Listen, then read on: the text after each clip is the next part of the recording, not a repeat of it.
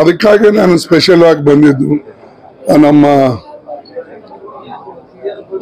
ರಾಜ ವೆಂಕಟಪ್ಪ ನಾಯಕ್ ಅವರೇ ಆಗಲಿ ಅವ್ರ ತಂದೆಯವರಾಗಲಿ ನನಗೆ ಬಹಳ ಹತ್ತಿರದ ಅವ್ರ ಸರಿ ಸಂಬಂಧ ಇತ್ತು.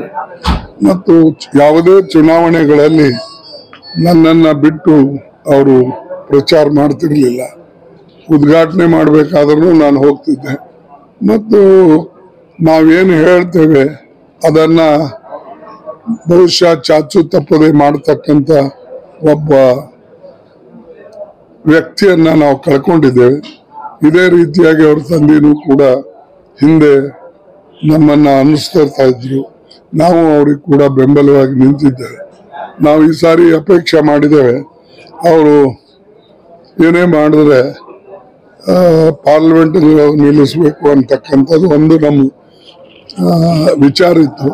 ಅದು ನಾವು ಬಹಿರಂಗ ಪಡಿಸಿಲ್ಲ, ಆದರೆ ಒಂದು ವಿಚಾರ ಇತ್ತು. ಬಟ್ ದುರ್ದೈವದಿಂದ ಇಂಥ ಪ್ರಿಮ್ಯಾಚ್ಯೂರ್ ಡೆತ್ ಅಂತ ನಾನು ಹೇಳ್ಬೋದು.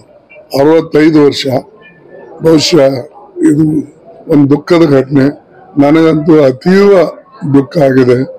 ಅದಕ್ಕಾಗಿ ನಾವು ಹೆಚ್ಚಿನ ಶಬ್ದ ಹೇಳಕ್ಕೆ ನನಗಾಗ್ತಾ ಇಲ್ಲ. ಬಹುಶಃ